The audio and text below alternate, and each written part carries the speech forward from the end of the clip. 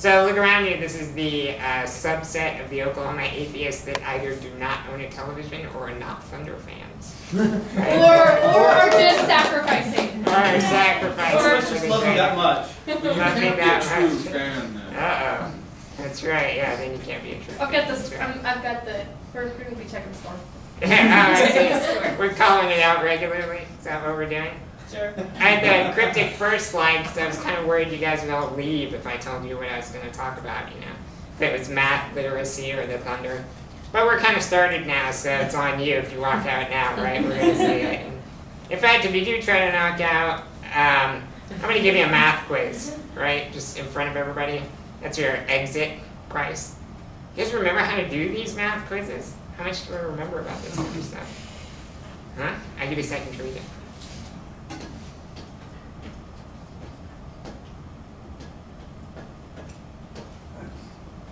Do we think we know?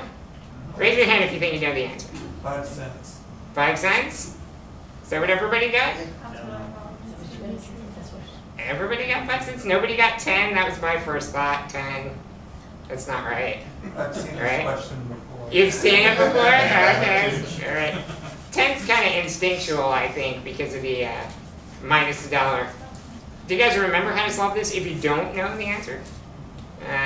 You know, we can read the first sentence, and we can create an equation out of it. 1 ball plus 1 bat equals $1.10, right?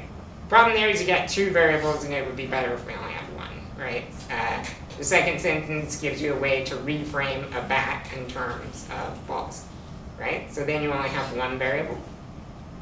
And we can solve that using stuff Amanda teaches at school every day. You can remove the parentheses, combine like terms, subtract $1 from both sides, divide in half, right? If you plug that into the formula, of course it works, because 5 cents plus $1 and 5 cents is $1.10, right? Okay, enough. So why am I up here talking about math? That is a really good question that I've been asking myself as I'm on vacation writing a speech to give to atheists. We do use math in my job. I'm a programmer. We probably don't use as much as you think when you think about programmers.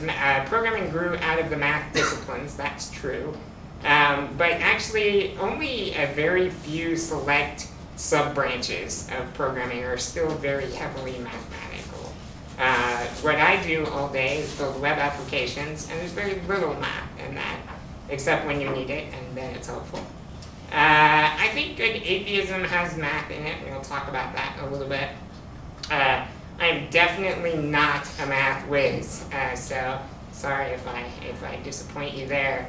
There are people more qualified to give this talk in the Oklahoma Atheists. People who work with math all the time, people who teach mathematics. For some reason, these people are more resistant to giving public speeches. I'm not sure why that is. But I just thought I'd put that out there, and I'm sure that they will be happy to answer any questions that I generate tonight. So I'm happy to give you their email addresses, phone numbers, anytime. Call them up, ask them what you need to know. Okay? That's what they're there for. Thanks, Dave. You bet. So why are we talking about math at the Disbelief Discourse, and this is supposed to be about atheism? That's a good question. I assume we can all agree skepticism is really important. We talk about that quite a bit. I think there are a lot of things that feed skepticism, and I don't think the logic is very surprising. We talk a lot about logical fallacies or untenable arguments because they're poorly constructed. I bet we can all agree on that. But I would also say that I think math can feed skepticism quite a bit. And here's some of the reasons why. Have a look at some of these branches of mathematics, right? These are about the possible ways to combine things or the likeliness of events to occur, right? A lot of arguments can fall down to stuff like this. If we just know that, you know, somebody throws a number out there and we do a little back of the envelope math and say, that seems extremely unlikely, you know, then I think that can be very beneficial to skepticism in general. Let's do another math quiz. You want to? It was fun the first time, right? Take a second to read this one. See if you all know this one. heard this at my workshop. It's only like 366. it's only like Somebody's throwing some numbers around. Alright, we're thinking about it. We're not sure. Everybody got an answer? Absolutely certain. absolutely so. Never. Absolutely certain. What did you say? Never. Never. Why do you say that? Because there's never a 100% chance that two people have the same birthday. How many people do you have to put in a room to ensure there's a 100% chance that some two people in that group do have a shared birthday? Oh, right. Yeah. Well, sometimes. It is possible. Okay, so lots of people are guessing. Did anybody think 365? Anybody go with that? No, I'm seeing some head shaking. You can't be 365 because you don't take into account leap year. So that one's got to be wrong. What about 366? I've heard that number multiple times. There's definitely some people out there that think it's that one. It's not correct, unfortunately. If you had 366, you could have every single day of the year, including February 29th, if you were ridiculously unlucky, right? You could have every single day of the year. Then you need to add one more person so that whatever day they have is guaranteed to overlap with the every single day of the year, right? Okay, that's kind of interesting, but I told you that story to tell you this one. Let's try a different problem. Round 2. It's surprisingly low. It's like 12%. Amanda thinks it's surprisingly low. We had this question at my workshop a couple weeks ago. Oh, I yeah? just can't remember the number. It was surprisingly low. Surprisingly low. Instinctually, we kind of want to do something like this, right? Cut the previous number in half or something like that. But Amanda's right. It's a lot lower than that, actually, to have a 50% chance. Did you buy that? That's actually accurate. So basically, the number of people that we have in this room, pretty close, is right about right for a 50% chance that two people in the room share a birthday, and I already happen to know it's true for this room. It's true. So there was a coin flip here, and it came up true. So it doesn't take very many people. Now that's not a specific birthday. It just means that, some two people in that group of people actually happen to have the same birthday. Do you want to know how you get that? Let's do it. Let's throw out leap year because it complicates it and it really doesn't change the answer very much at all. So let's do it without leap year. And I'm going to do it with 5 people instead of 23 because it fits on a slide and 23 doesn't. Okay, so I want to change it a tiny bit. But first you need all the possible combination of events. In other words, how can we select 5 different birthdays, right? So the birthday for the first person is, come on. The first birthday has 365 different possibilities. Then the second one, 365 possibilities, blah, blah, blah, all the way down, 5 times, right? Then we're going to do the way to select birthdays that do not repeat.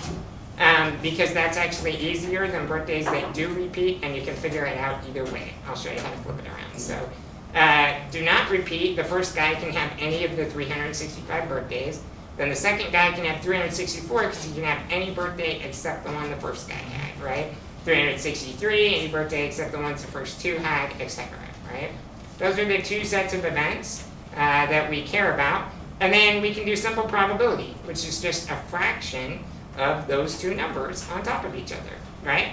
So in order to figure out the chance that 5 people don't share a birthday, we put that second number I figured out over that first number that I figured out, and that gives you the odds. That's not the problem I asked you to solve. I asked you to solve the other one, but if you subtract that number from 1, you'll get the opposite odds. So the odds that they do share a birthday.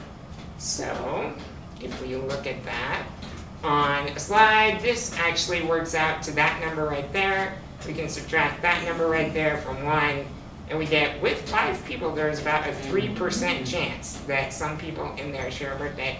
I was kind of surprised. I thought that seems big to me. The chances are still pretty small, but they're not that small, really. It is actually possible. And just to prove the same thing, again, it doesn't fit on the slide as well. I had to knock a few numbers off of there, but it does work out. If we take that number, subtract it from 1, and 23 is about a 50% chance that 2 people share a birthday, right? The reason I show you all that is it's just not that amazing, right? I mean, when we get 23 people together, right, and we're like, oh my gosh, you guys share a birthday, how amazing is that? Not really, not very amazing, it's about a coin flip, right? So I think it's worth it to think about things like that, right? Once you understand the math behind it, it's not that impressive. Let's think about it a different way. We all know about the sophomore slump, right? Why do second movies suck, right? This is what we want to know. Let's say the first movie is about 95% of the perfect movie, okay? It's a great film. And by the way, this is the only scenario we care about, right? If the first movie sucks, it's no surprise the second movie sucks, right? So we only care about the one where the first movie is good. Look at the problem that the second movie is up against. No matter where it falls on this bar, there's 94 percentiles below that, right? If it falls anywhere in that range, we're going to say that it doesn't live up to the first movie, right? Whereas there's only 5 percentiles above it that where we're going to say, oh, it's amazing, right? So even if you have a good movie, a better than average movie, it looks bad compared to the first one, which was so good that got them there to begin with, right? It's not that amazing, it's just math, right? And there's a very rare chance that it gets up above that line, and if that happens, you've got Empire Strikes Back. That's right. Okay, so how about this one? Plane crashes always happen in threes, right? You ever heard that? To which the correct follow-up question is this, right? There's some odds that a plane crashes. We try to make those odds as small as possible because we don't like plane crashes. But if you spread it out over a large enough period of time to make it likely for those odds to pop up 3 times, then plane crashes happen in threes, right? It's just kind of simple mathematics. So here's something important to think about. All numbers are some level of estimate.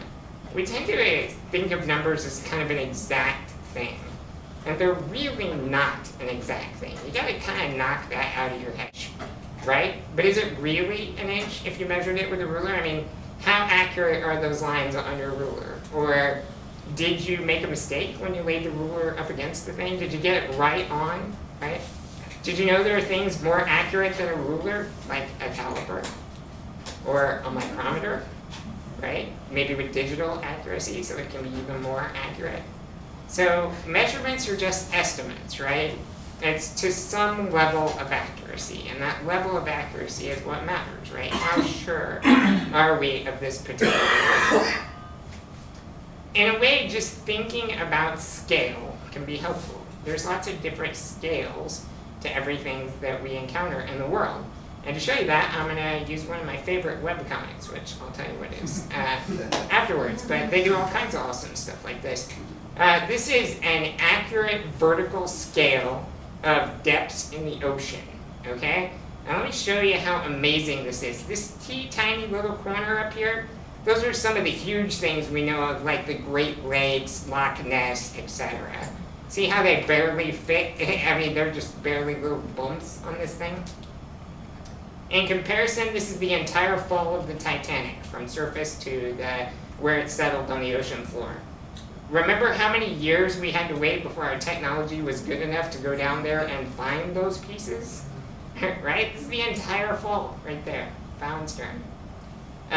This one here, the top center line, is the maximum diving depth of a Typhoon-class nuclear submarine. You know, submarines, those machines that fight it out on the bottom of the ocean, that happens to be like the top of the ocean. By comparison, that arrow next to it is how deep a blue whale goes. And notice it's lower than the submarine. Going down, you got the leatherback turtle, and keep going down. Sperm whales dive down there, and they come up with wounds and sucker marks on the side of them. So apparently something else is down there too, right? Eating on them. So, and then we have things just significantly deeper than all of those things we just talked about, right? So it really matters when you get a handle on the scale that we're talking about. Let's look at a different one. Same comic, this one's about money. So things measured in dollars, thousands, millions, all the way up to trillions. Let's look at a couple of things. These are dinner for 4. And what I love about this one is he did the cost of the meal in the dark boxes, plus the time takes to prepare or get there, given an average wage in the lighter boxes. So even though eating at home is significantly cheaper, it actually turns out to probably cost a little more than eating at McDonald's because of that time expenditure. You know, your time is worth something, actually. It's kind of interesting. If you want to go up into thousands of dollars, these are the daily sales of Minecraft. Has anybody heard of Minecraft? It's like Legos for adults, right? It's a very popular game. Legos are Legos for adults? That's a good point. Very good point. Minecraft is Legos on a computer for adults. Okay, let me rephrase. Minecraft is Legos for adults minus the cleanup. How's that? This was the daily sales of Minecraft in 2011. I expect the number is higher now because Minecraft recently released on the Xbox, so I would expect that figure to be a bit higher these days. If you want to spend millions of dollars, you could get a Bible. Look at that, 35 million for a first edition Gutenberg Bible. Oh my gosh, right? This is the state shortfalls in their spending each year. And I love the way he kind of arranged the blocks in the state shape of the state. Right, and that kind of cool. Oklahoma does fairly well there. We only have about half a block shortfall in billions. Trillions are world reserve resources left. So you've got oil, coal, natural gas. The lighter blocks are the amount left in the U.S. and the darker blocks are in other places in the world. One more, and then I'll leave these infographics behind. This is radiation. And this one's got a neat feature to it. It's got the same thing where each block is in a different scale, but then these blocks, he shows you where if you take everything in the blue block, it fits right here in the green block. And if you take everything in the green block, it fits right here in the brown, etc. And then he gives you radiation dosages for various things, like sleeping next to someone, eating a banana, living in a stone building. Did you know we take radiation for all of those things? It's kind of interesting. And then really interesting, these are all the radiation dosages linked to the major nuclear incidents we've had. So Fukushima, 3 Mile Island, Chernobyl, these are all up here. The only one, by the way, that is fatal is the one in the lower left is the yellow blocks. That was Chernobyl if you're next to the reactor when it explodes. But all of the rest of these are not fatal dosages. The fatal dosages are down here in the corner. So those are the minimum fatal dosages of radiation. So to me, if you look at something like this, and then you hear somebody argue that nuclear power is not a safe form of power, you gotta say, no way, right? When things go horribly, horribly wrong, it's still not that big of a deal if it's controlled well, right? And these are pretty ancient technologies we're talking about with things like 3 Mile Island, Fukushima, and stuff like that. So it's pretty cool stuff, if you ask me. If you don't know that comic, it's XKCD. If you don't follow it, you absolutely need to. It's probably one of the most intelligent comics on the internet. It's built for geeks, so you should definitely check it out. It has a lot of math in it. So let's talk about if math is cool or not, because I think this actually matters. Have you heard things like this? I hear things like this a lot. Seems to be kind of a badge of honor, right? If we're getting bad at math these days, it's kind of it's okay. It's the way things are going. I'm going to go back to XKCD one more time because they actually made fun of this. I give you a second to read that.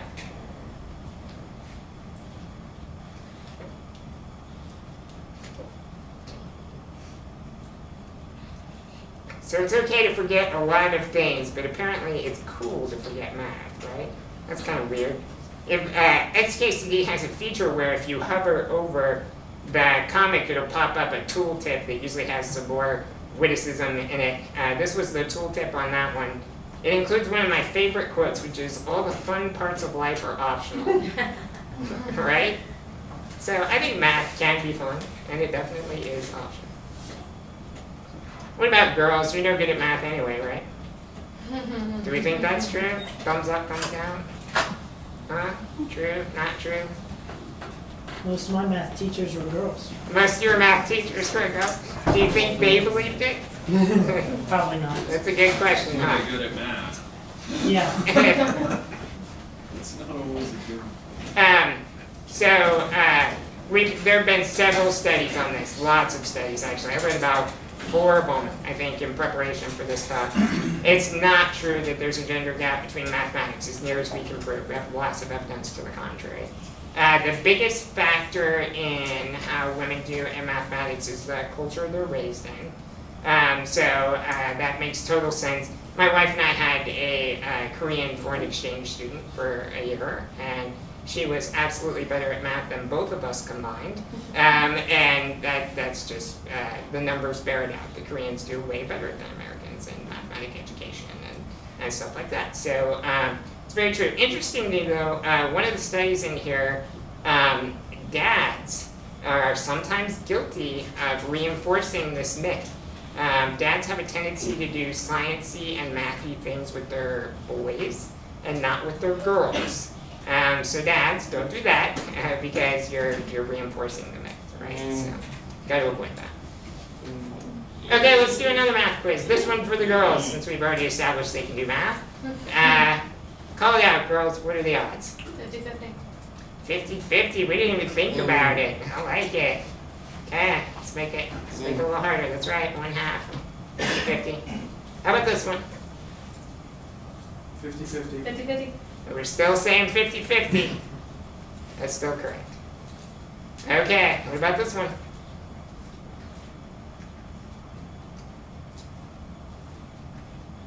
Uh-oh, slower to answer this time. I just gotta read it all. I'm good at math, just not so much at the reading part. At the reading part. Yeah, next week's discourse reading. What do you think? 50-50? How many agree? Raise your hand if you think it's 50-50. You're wrong. It's not 50-50 this time. It's 2/3. Right? I changed the problem. You want to see it? Or you want to just go home now and see how the Thunder's doing? Let's take a look. Let's see. Okay, these are all the different ways that people can have 2 children. You could have 2 boys, or you could have a boy then a girl, or a girl then a boy, or 2 girls. We know the first one is off the table because there's already a girl involved, right? So the first one's off the table. That leaves 3 possible ways it can happen, and 2 of them have boys in them. So if you want to bet that the girl that answers the door has a brother, do it, because you're likely right. Get that one? Pretty cool, huh? Okay, so who are the champions of mathematics? Since we're talking about math and cool, who are they? What do you think? Oh, whoops, I didn't mean to go through that. Oh, that was Sheldon. Sheldon, welcome back to Sheldon. Who are those guys? Champions of mathematics? I don't know. I can't decide if they're an argument in our favor or not. Right? Maybe except for this Cheesecake Factory over here. Yeah, Cheesecake Factory. He only has a master's degree. That's so. true. Howard doesn't have the PhD. If you've seen the show, they harp on that all the time. The second link up here says this is now the #1 syndicated show on television. So this is an extremely popular show. Tons of people watching this sucker. Very, very popular. I think it's hilarious because I'm a geek and I love to be made fun of. So that's why I enjoy it. But I can't decide if it's an argument in our favor. They're definitely math geeks. They love to play with math and do mathy stuff. But they're kind of taken to the absurd degree, right? So I don't know if that ends up painting a good image or not for us in the public eye. That's this guy. He talks about math quite a bit, that math and science are very important. Sometimes his actions don't always show that as well, I think. Like, defunding things like NASA and stuff may be slightly questionable to his commitment to things like that. But I I believe overall he really does believe they're important. You know, even with the private funding of space companies, maybe we all question that decision quite a bit, but now that SpaceX has successfully resupplied the International Space Station, maybe he saw through that one a little better than some of us did. So maybe he might be on our side. This girl is on our side. I promise. She is. That's right, Whitney. Winnie, Yeah. yeah. If you're old enough to remember, she was on the Wonder Years. She's a sex symbol. I don't mention that as like a positive thing. I mention it as she's not the stereotypical geeky math girl, right? That she's a different kind of person. I actually found articles when I was looking into this arguing both for and against that. That it was good that she was bringing other people to it, and then against it because it was turning off a whole other set of people. So I'm going to call it a net win because anybody that's on our side, I don't know. I think it's good. So she actually put her acting career on hold, went and got a degree in mathematics, published a mathematical theorem with some colleagues, wrote some books. These are her books, the ones that are currently out. She has one coming out on geometry that's not out yet. And these are obviously focused to girls, right? You can see the kind of women's magazine They're very covers. good. Yeah, right? I hear they are good. They're great. I've read all of them. She has, she's kind of a feminist, and so she sneaks a little feminism in with her math, so yeah, that's kind of cool. So yeah. I think it is important to be cool, right? Let's look at Apple and Microsoft. Do we think cool has a factor in that war? It definitely does, right? There was a time when Microsoft literally dominated the computer market, period. Apple had less than 4% market share. But they brought back Steve Jobs, they started making things like the iMac, the iPhone. They got cool, right? And this was at a time period when Microsoft made a few questionable decisions and kind of lost their cool, right? And that really turned the tables. What happened this week? This week, Apple releases, there's several different ways to look at it. They release a laptop that you can actually call crippled. The RAM is soldered to the motherboard, for geeks that care about that. The press cannot shut up about this being the most amazing laptop in the world. Okay, so Apple's cool. They made an amazing laptop, even though it has minuses. Microsoft, on the other hand, finally enters the tablet market several years late this week. They release a tablet that everybody calls the stupidest thing in the world. Right? So it matters if you're cool or not. It affects things, how we view you. This is the hard math on whether or not math is cool in the US. These are 2009 numbers. Those are the most current I can find. They're measured on 15-year-olds, and they're from our own US government, so I assume they have the most positive spin we can get. We come in about 18th in the 34 countries that share their math rankings with each other, but we're tied with a whole bunch of people in that position, meaning there's only 5 below us. So pretty bad. We're doing pretty bad. If you rank our math 1 to 6, less than a third of our students are making it over the halfway mark. So that's not good, right? It's not cool in math in the US right now, unfortunately. Okay, so is it important? Who cares? Is it cool? Does it matter, right? There's been a ton of writing on this subject. These are some of the books I know about. And this talk is largely pulled from my reading of the top 2. So if you want to look into others, you might start with the bottom 2 to get more perspective. But the top 2 I read and kind of distilled into this talk, but there's lots of writing about this particular subject. There's even more specific books, and I think this one would be a fun one for us to read in the book club sometime. Carrier goes through here and takes some math and shows how we can use that to say certain things in history are likely or unlikely. And that's one of the major advantages of giving a talk. Damien, you can suggest your own books, right? And all these people are on my side now. So we're voting on nonfiction next. No, we already have our next two nonfiction books. Robopocalypse and Ender's Game. Those are Pretty sure those are fiction. Or fiction books, you're right. Yeah, nonfiction next, you're right. So this one can be next. Robopocalypse is not a non-fiction. You're right, yeah, fiction. You're right. Good point. Neither is Ender's Game. Okay, so what are the consequences of not knowing the numbers? Let's go straight to our favorite book. It says that all the high mountains under the entire heavens were covered. Okay, so how much water is that? 10,000 to 20,000 feet of water on the surface of the earth. Okay? And the rain fell on the earth 40 days and 40 nights. That's about 1,000 hours of rainfall. If we distill that down, the water is rising at 15 feet per hour. Okay? Now let's play a game. You know the Will It Blend game? You know, they put strange objects in the blender and turn it on and see if the iPhone will blend up. Let's play Will It Sink? How about an aircraft carrier if water is rising 15 feet per hour? Or we could also think about maybe a wooden ship loaded with thousands of animals. I can tell you that we know the answer for one of these. The one on the left sinks. Okay? I'll leave it for you to speculate about the one on the right. Okay? But the one on the left, it sinks. Okay? What is the one on the left sinking? That's too fast. It can't keep up. The water overwhelms it. It's too fast. They're made to handle rising tides, but not that rate. Not 15 feet an hour. Not 15 feet an hour. Nope. Here's another case where not knowing the numbers can get us into trouble. This is a very famous speech that turned a nobody senator into a very popular person in the United States. Started our communist hearings, which were not a great time in our history. I think we can probably agree. What made this speech amazing was this fragment right here. I have here in my hand a list of 205. Man, he knew exactly who they were, huh? 205.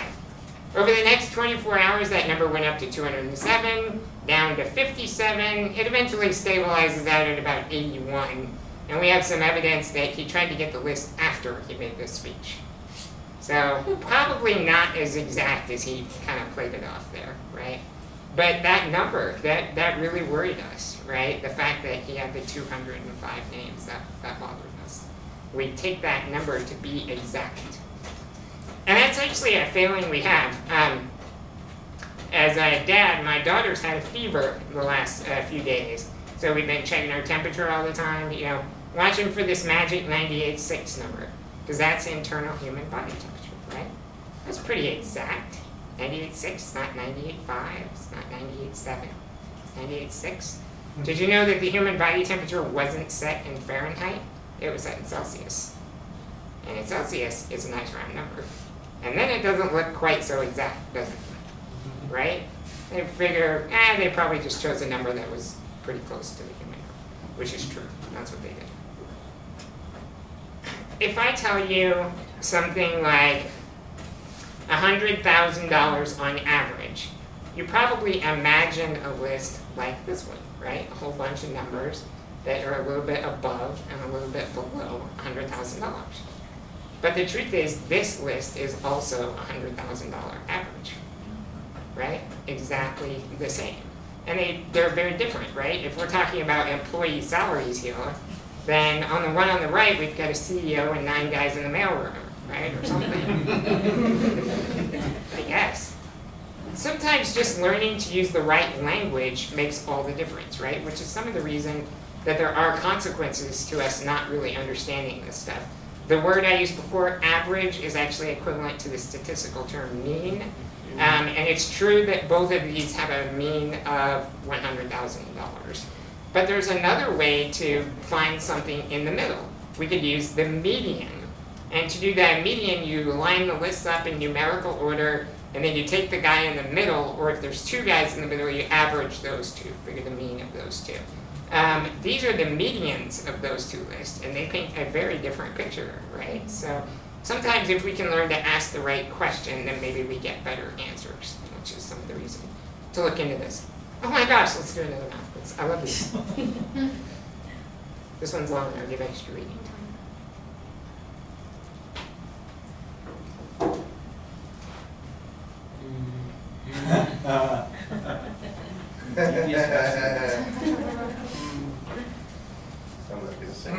You guys got this one figured out? We're hearing some laughing. They like this one. Let me make it easier. How about we knock off that paragraph that's not doing anything for you? Right? It's just confusing the situation. It's kind of easier to see this way, isn't it? The first statement says less things, right, than the second statement. Did you know we can prove that by math? Look at this. If you had take the odds that she's a bank teller times the odds that she's a feminist, and remember those are both going to be fractions. So a fraction of a fraction is going to be smaller than just one of the fractions by itself, right?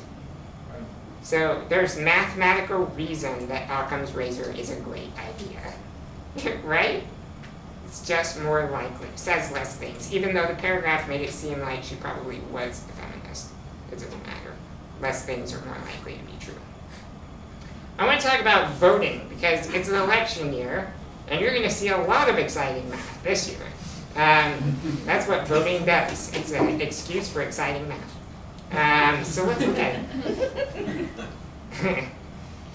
So, polling. You're going to see polls everywhere. And polls are subject to statistical errors.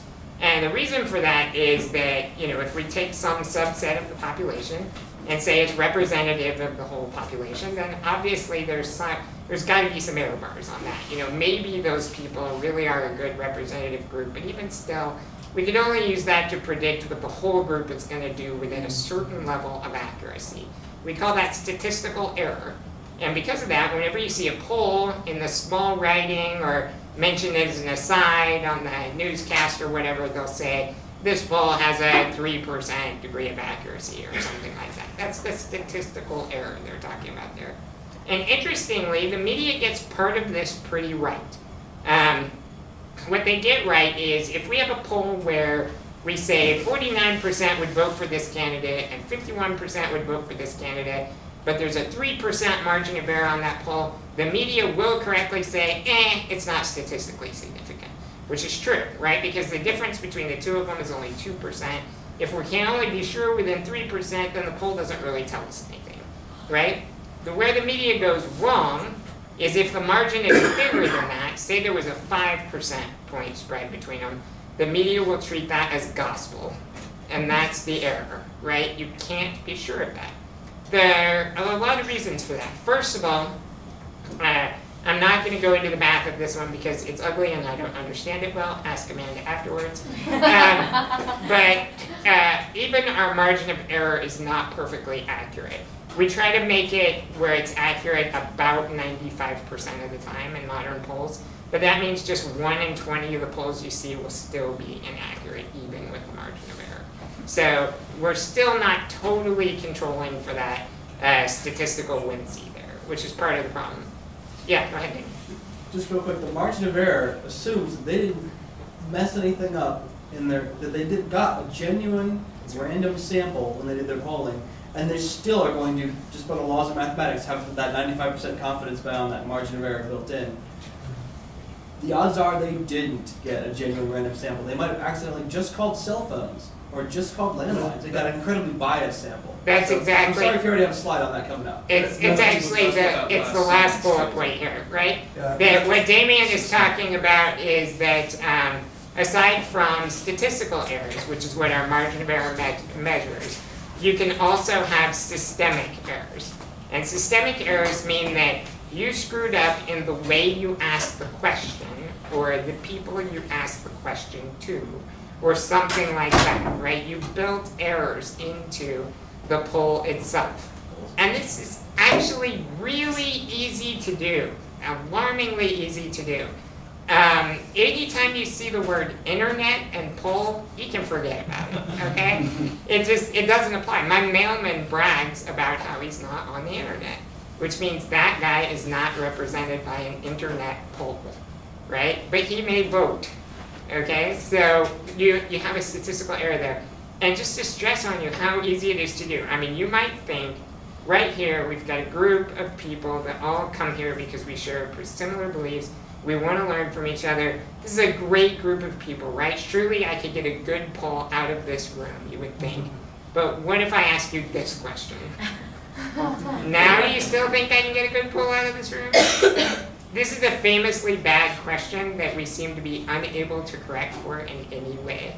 We've tried everything we can possibly think of, and we can't make this question work. No matter how much confidentiality we guarantee you, no matter how much we swing everything to make it as fair as possible, this question doesn't work. How do we know it doesn't work? Because the math doesn't add up.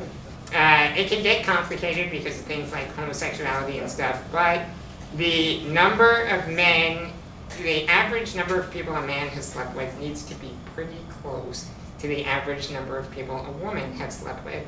And whenever we ask this question, it's not true. Okay? It's not true at all. Men tend to average around 7, women around 4, according to the answers to this poll, usually. And that's too far of a difference to be statistically possible. And what we've learned is that men like to overplay their exploits and women like to underplay their exploits for whatever reason. It's hardwired into us, and it's just something that we do, right? So you can't make this a good question. So those are kind of systemic errors that you can have in polls that screw it up. Where these votes come from is also interesting. If you saw Nick's talk, he talked about how he had to move to get elected. And the reason is because of a process called gerrymandering. Whatever group is in power wants to stay in power, and in order to do that, they redraw the voting lines in their favor. And they use techniques called packing and cracking, which sound pretty much like what they are. So in the case of packing, if you could arrange it such that, say you had 10 districts, and you could arrange it that all the people on the opposing party voted in one district, that's packing. It renders most of the votes irrelevant because they're duplicate. Sure, they're going to overwhelmingly win that one district, but they're going to lose the other 9, right? Which is going to give you a lot of power. Cracking is the opposite. You try to draw the voting lines such that there will be a low number of opposing votes in every district, so that they'll easily be overwhelmed by the opposition, right? And by doing this, you can control what people can do. We like to think, actually it's in our Constitution, one person, one vote, which is supposed to mean that everybody's vote counts the same, but unfortunately that's not true. Your vote doesn't count the same. It actually depends on where you live and several circumstances. And because of this, Nick actually showed on a map what his district looks like. It looks like a Tyrannosaurus Rex. I mean, the lines are all over the place, right? Because they're ducking into this neighborhood to get a bunch of votes and back out, you know. It's crazy stuff. We have made this process illegally and when used racially. So you can't do this to steal votes from African Americans, say, but you can do it to steal votes from Democrats. All of this voting stuff is based on the census. Constitution requires, quote, an actual enumeration of everybody that lives here, and we have to count them. It costs billions. In 2000, it cost 6.5 billion, I think. I don't know the numbers of the 2010 one. And unfortunately, it contains known systemic errors. We're aware of them. The census has a tendency to double count a certain group of people for various reasons. And it has a tendency to not count a certain group of people at all. And we're very aware of these errors. And it leads to us missing about roughly 3% of the population, we think, is not accounted for in the census. If we redid that, we would probably add about 14 seats to the House of Representatives, so to give you kind of a scale of how much we're off by. There is a way to make the census more accurate. Statisticians have these group of techniques that they call sampling. And I'm a programmer, so I'll explain sampling in programming terms because that's how I understand it. If we have a program that runs really slow, and we want to figure out why it runs really slow, we attach what we call a profiler to it. And a profiler, in very crude terms, you can think of it like this. Before it runs any piece of code, it quickly writes down the time when it starts, then it runs the piece of code, then it writes down the time when it stops. It subtracts those to figure out how much time it spent doing that, and then it aggregates those all across the life of the program, and so when it's all done, it can give us this nice report of You spent all this time here doing this, right? The problem is, the way I just described it to you, a profiler would be quite not very useful. Because if we're running it on a program, it's because it's too slow. And if we add all that process to it, we're going to hit it by a huge multiplier that slows it way, way down. And so that makes it not very useful. We can't get the program to run far enough to get good data out of it in those circumstances. So instead, we use what's called a sampling profiler. A sampling profiler runs alongside your program while it's running, but separately. And then at periodic, random intervals, it just stops and says, hey, what are you doing right now? To your program. And your program answers the question. And then over time, it can build up a picture of what's happening. It says, well, 50% of the time when I asked what it was doing, it was running this particular piece of code. Well, that's the slow part, right? And that's the part you have to speed up. But it doesn't slow it down as much as a crude profiler does. You can use very similar tricks when calculating the census to get more accurate numbers. And in fact, we've done that. We used to run the census in two ways. We used to do the actual head count to get that number, the traditional U number. And we also used to run the sampling figure. We set our votes, things like the House of Representatives, based off of the head count. And then we set anything we wanted to be remotely accurate, like the poverty line, off of the sampling number because it's more accurate, right? Utah sued in 2002, and it went all the way to the Supreme Court because they were being denied some representatives. And it turns out that the type of people that the census tends to undercount are people who are afraid of government officials for various reasons, or don't have very stable housing. And these are typically minority groups, and they typically vote liberal. And at the time, the Supreme Court was 5-4 conservative, and they voted 5-4, surprising, to declare that sampling was not a valid means of calculating the census, that it's mucking with numbers. They went back to a 1773 dictionary to prove what our founding fathers meant by the word enumeration when they stuck it in the Constitution. Which is pretty ironic because our founding fathers did not stick the words enumeration in the Constitution. They put census in there, and a style committee changed it to enumeration. So, not a very good argument there. So then there was another court suit, and they said, wait, you already use statistics in the census. You use imputation. And imputation is a case where, say some guy sends in his census form and he says, my daughter's 175 years old. Well, we can say, not likely, right? So what we do is we strike that entry from the record and we replace it with an average for somebody like him. And that's called imputation. And we do that because it gives us a much more accurate census. And if we didn't do that, we would have a lot of very scary things in the census, like, millions of people living in one building or something. So we used imputation to correct for that. And the courts knew that they couldn't make that one illegal because that would severely hamper the census. So apparently imputation is legal statistics and sampling is illegal statistics, just so you guys know. Which is kind of a sign of how well we don't really understand all this, right? Even at the kind of higher levels. Scary stuff, really. And here's the truth, right? You can't count that much. You have 10 fingers, which means you're fairly accurate up to 10. Okay? After that, all bets are off.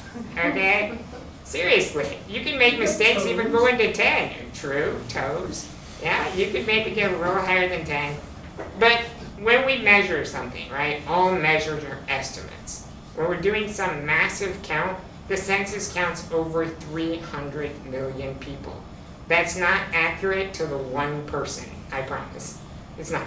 We can't do that, okay? Which leads us to this. Does anybody remember who won the popular vote? Gore. Okay, Gore. Are we sure? Was it Gore? Was it Bush? How about after the courts got involved? Because of the way the 2000 vote worked out, they basically split the states except for Florida. But they needed to win the popular vote in Florida to secure the electoral college votes Oh, to well, win. if you're asking Florida, then the answer is indeterminate. It's Florida, right? That's what it came down to, right? They basically split the rest of the states. There were 6 million votes in Florida, popular college votes, and it came down to about a 234 difference, okay? When we measure 6 million, we're not accurate within 234. That's not inside the error bars, right? So the correct answer is neither of them won. That's a tie, okay? And actually, and then, by the way, whenever this happens, remember the Al Franken one was also really similar in that.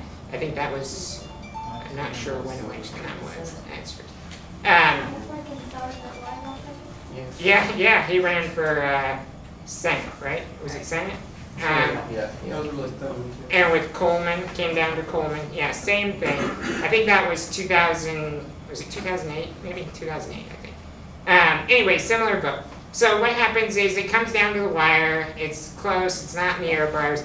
Lawyers get involved, and what they do is they say, oh, you gotta count these votes over here, but they make sure they pick an area that's, friendly to their client, so if we count more votes there, then that'll help their guy, and then the other guy has to say, well, we counted these votes over here, we shouldn't have, because they were invalid for some reason, but they made sure they picked an area that, the other guy got a lot of votes, right, so if we knock those out, it'll help them, and they push the numbers back and forth, and that doesn't change a thing, right? The guy who won is still not determined.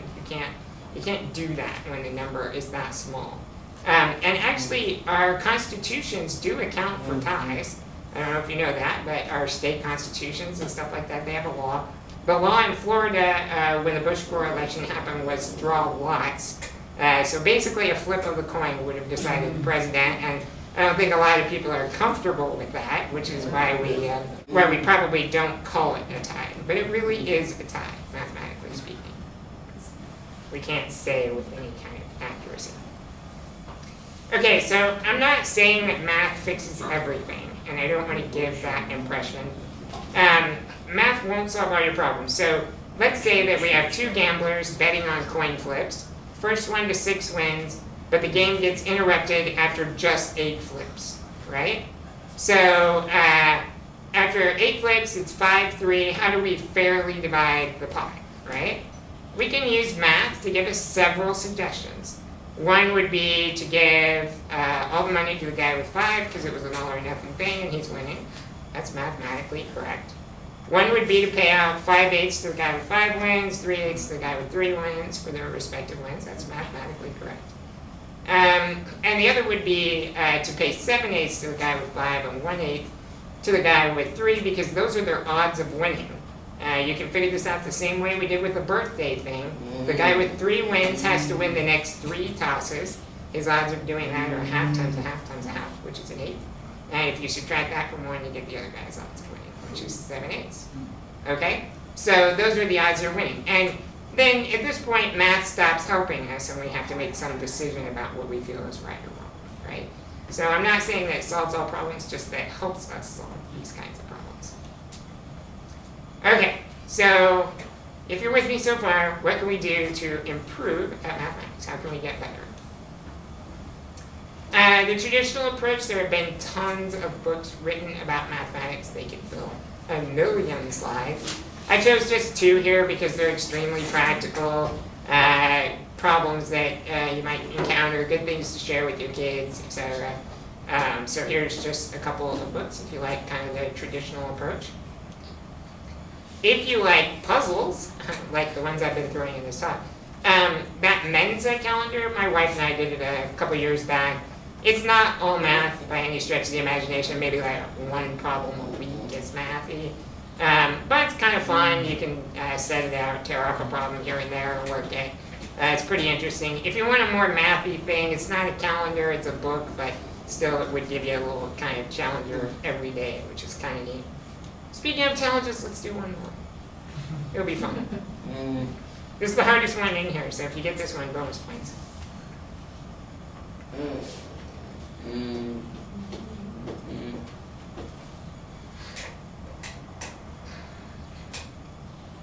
Anybody think you know how you might go about this?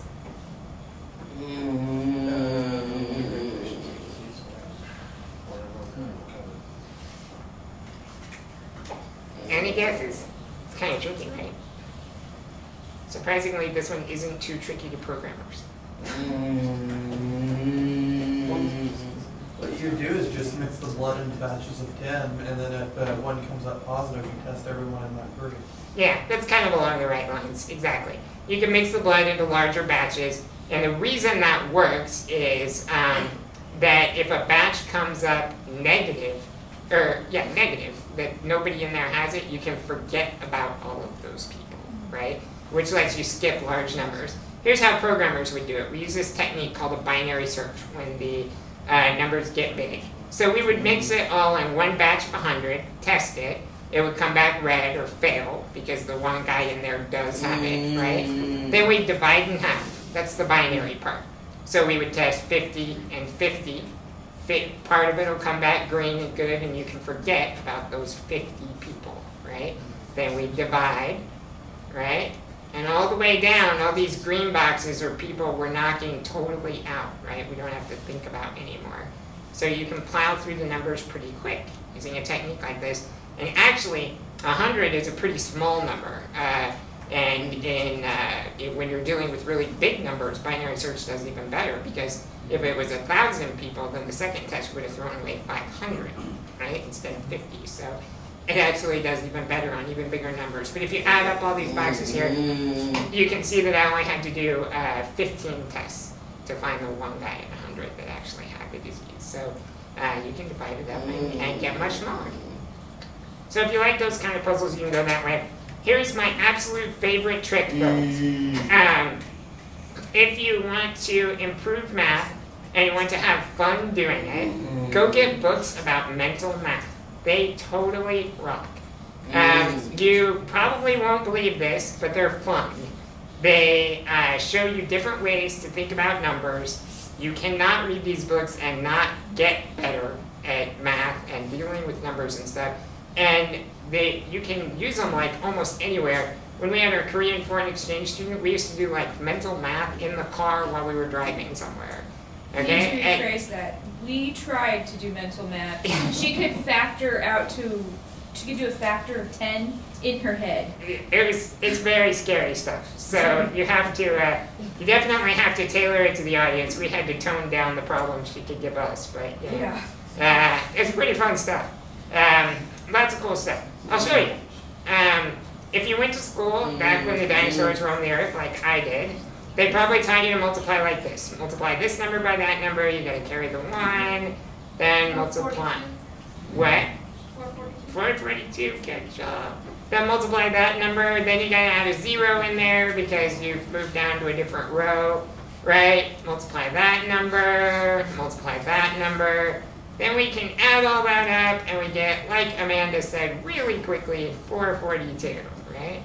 That's actually the hard way to multiply. Who multiplies like this? Do you multiply like this? You're doing it the hard way, okay? That's the hard way. This is the easy way to multiply. You go front to back, okay? 30 times 10. Everything to the right of what you're considering is just a 0. That means it doesn't really affect you very much, okay? So 30 times 10, then you do 30 times 3, then you do 4 times 10, then you do 4 times 3. And if you add those numbers up, you still get 442. I teach my kids how to do this. They think it's cool. This is what mental math books teach you how to do. This and about 50 other awesome tricks like this. Okay? They will teach you to multiply like this. The cool part about this is actually several cool parts. First of all, it's easier to do in your head. It's easier to keep track of because you don't have to carry, ever, right? So you just multiply and you only have to keep one running total, right? So 30 times 10, 300. Then you do the next multiplication, get 90. You just add that to your running total. So you're at 390, right? And then 4 times 10, 40, add that to your running total, and again, the 4 times 3, and you'll get the 442, right? With a little bit of practice, you can absolutely do this faster than somebody can type the problem into a calculator. Absolutely, it's not even that hard. Okay? The other cool thing about multiplying this way is it hones in on the answers. Look at my running total. See how it got closer and closer to the answer as I went? By the time I had multiplied 2, I was within about 50 of the right number. So if all you need is an estimate, you can probably stop the problem halfway through and you're good enough. Right? So it turns out to be an awesome way to do math. I'm telling you, mental math rocks. You should play with it. Here's another good rule of thumb I'll give you for getting better at math. We know lots of people that go by the philosophy if you encounter a new word, you should look it up in a dictionary. I absolutely agree with that. It's a great habit. It builds your vocabulary, teaches you new things. You can use the same thing for math, right? If you encounter some new math, find out how it works. The hard part about this rule is you don't really just have that one dictionary to go to, right? You have to know where to go. And that is kind of tough, unless you have a bunch of math textbooks lying around or something. Obviously, you can try Google. You'll get mixed results there depending on what you're looking for and how much you know what to Google for. Really makes a difference. Try this engine called Wolfram Alpha. It's a computer knowledge engine, and for mathy type stuff, it tends to be a little better, I think. Yes, but it also gives you, if you type in a problem, it gives you the answer to your homework. So we don't want to share it with junior high and high school students. So show all your students how to get the answers on the homework. Now use this so you can get the answer and then help them with their homework, right? Wolfram Alpha is pretty good for mathy kind of stuff. Beyond that, ask a math geek, right? Look around you. Everybody's here because they all want to learn new things. And we've already established we have a few experts around here. So, ask on Facebook or whatever. We'll all learn something. It'll be great for us. So, definitely do that. So, in the spirit of that, somebody in this audience recently asked me, how does a home mortgage loan work? i.e., what is the formula?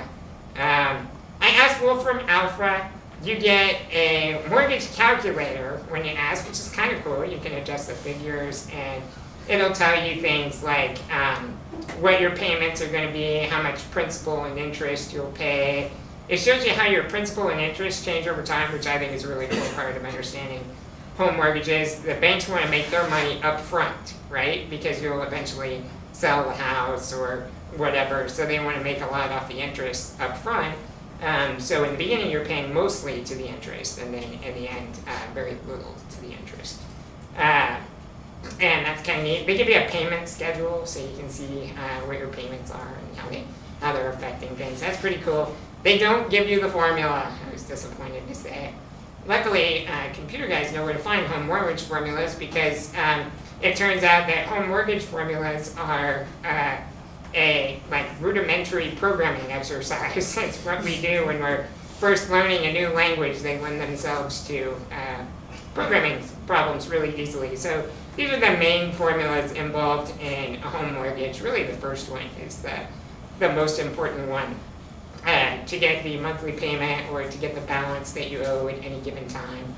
And I'm not going to go into how these work and stuff. It's not really important.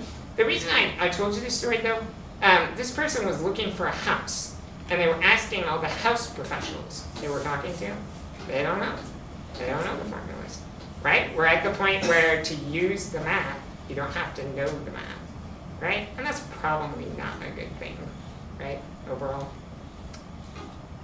So the last thing I think we should do is we should try to make math cool as much as we possibly can, right? If we don't do anything else, at least for the next generation, let's tell our kids it's okay to have math be cool and that it's okay to learn it. That's what I think we should do. That's what I've got. Thank you very much.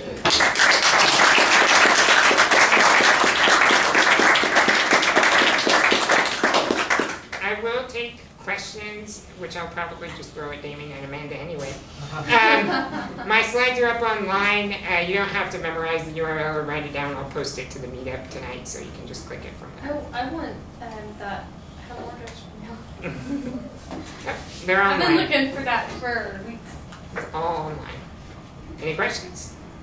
Or do you just want to go see the Thunder game? Do we have a score?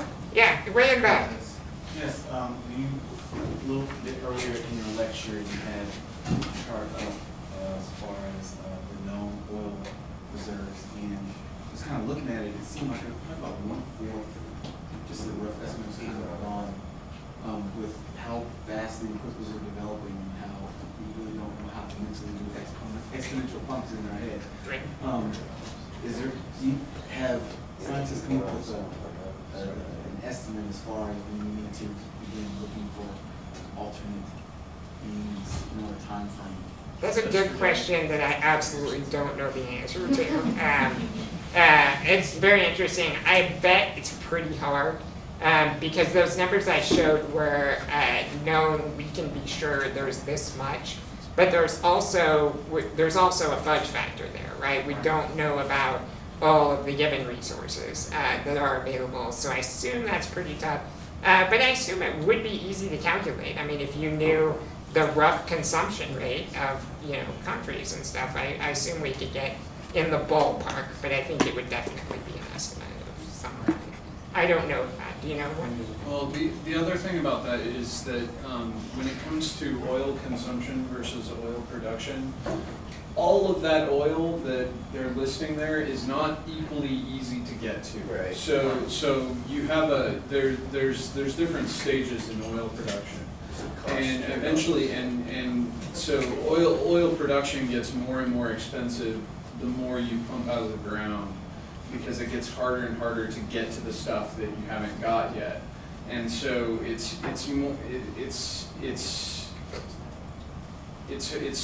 makes it a lot more complicated to follow. Basically, eventually, you don't run out of oil. You just run into a point where it's less cost effective to retrieve it than so you stop. Except for essential functions. One of the interesting things about solar power